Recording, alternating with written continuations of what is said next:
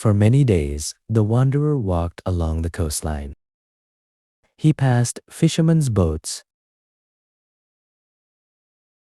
He passed small marketplaces. He passed villages whose lives depended on the sea.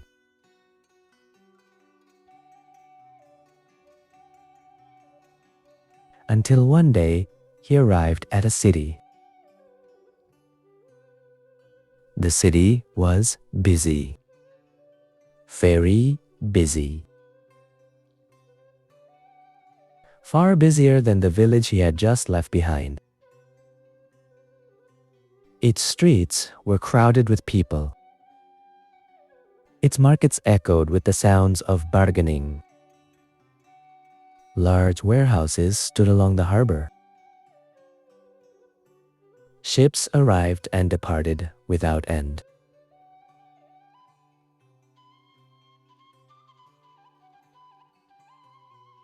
Gold changed hands. Spices changed hands. Cloth changed hands.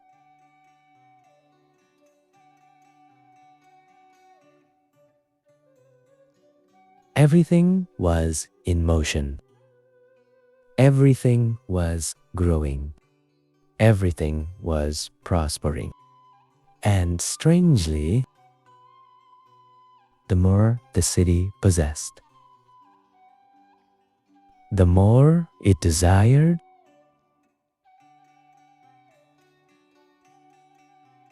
In that city lived a merchant named Arya. No one was wealthier than he was. He owned ships. He owned warehouses. He owned land. He held great influence. Even many of the city's officials sought Arya's opinion before making important decisions. Long ago, when he was still a young man, Arya owned only a single small boat. Back then, he dreamed of having two. When he had two, he wanted 5. When he had 5, he wanted 10. When he had 10, he wanted 100. And when he finally had 100, he began to fear losing it all. That fear never left him. Instead, it only grew stronger as his wealth increased. Every night, Arya struggled to sleep. He worried about his rivals. He worried about the prices of goods. He worried about the weather. He worried about thieves. He worried about the future. He worried about the possibility of loss. He worried about the possibility of failure. And yet, everyone believed his life was perfect. One evening, the wanderer sat by the harbor, watching the ships sail across the sea. Arya happened to pass by. He noticed the stranger, who seemed remarkably calm. It puzzled him, because in that city, almost everyone was always in a hurry. "What are you doing?" Arya asked, watching the sea. "The sea doesn't make money." The wanderer smiled. "Neither does it create anxiety." Arya laughed. For the first time that day, but the laughter faded quickly, as his mind was once again consumed by business. A few days later, one of Arya's great ships arrived late. Then the second. Then the third. Bad news began to spread. A powerful storm had struck the open sea. Part of the cargo had been lost. The rest had been badly damaged. The losses were enormous.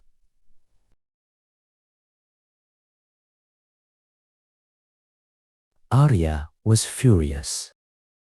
He blamed his crew. He blamed the weather. He blamed fate. He blamed anyone he could blame. But the size of the loss remained the same. His anger changed nothing.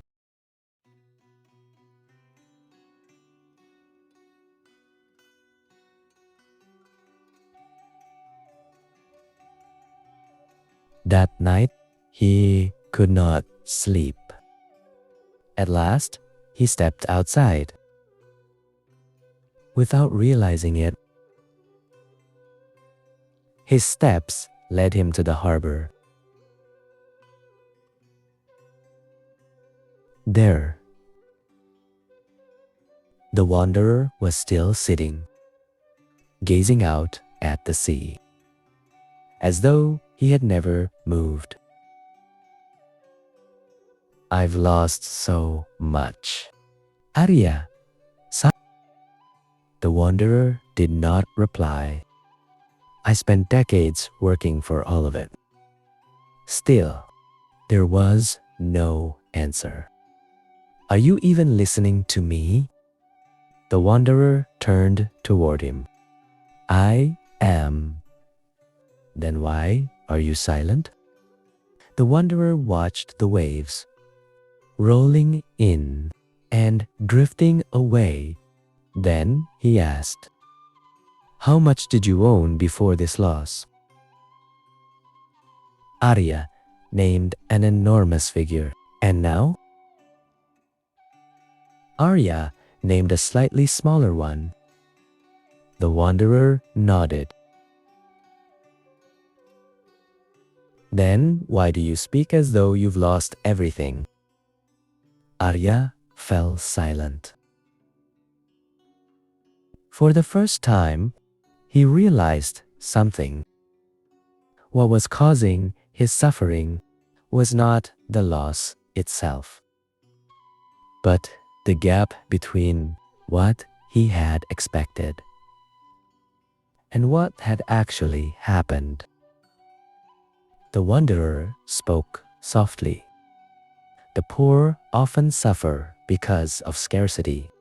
The wealthy often suffer because of dissatisfaction." Arya frowned. "What's the difference?" "Scarcity speaks of what you do not have. Dissatisfaction speaks of what you do have, yet still believe is not enough." The night breeze drifted gently, carrying the scent of salt from the sea. And for the first time in a very long while,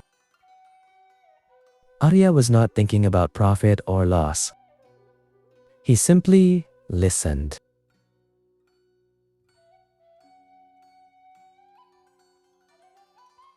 In the days that followed, Arya began to notice things he had overlooked for years.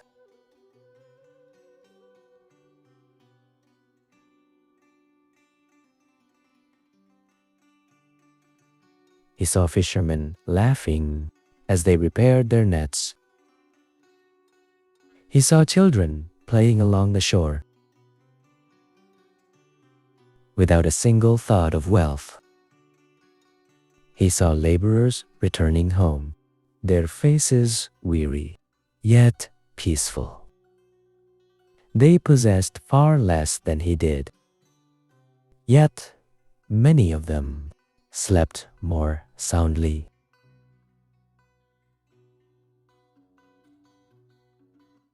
Several months later, the ships that had been lost were gradually replaced. Business flourished once again.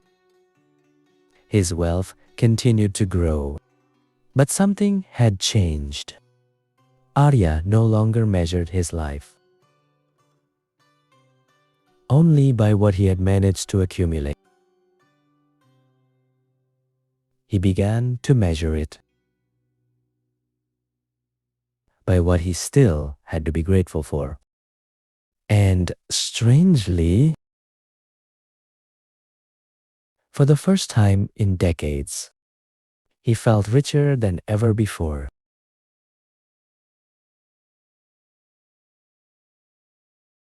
As the wanderer prepared to continue his journey, Arya asked, "What is it that you're truly searching for?" The wanderer gazed toward the horizon, where the sea met the sky. Then he answered, "I am searching for a place where people finally stop running."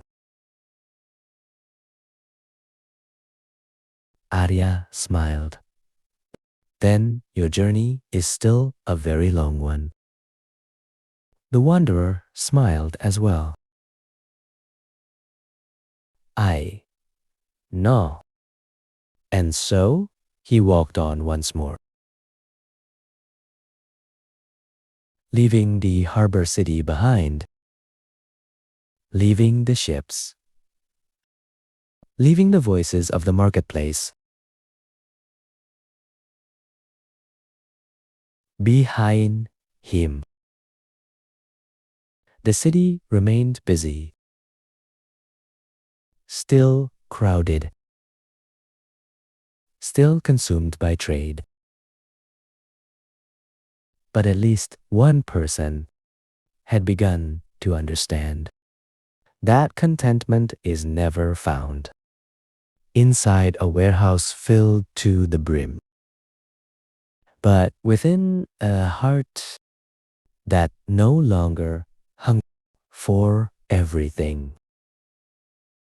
And far to the east, on an island embraced by mountains and the sea, someone was waiting, an old temple guardian who had lost something that not all the gold in Nusantara could ever buy back.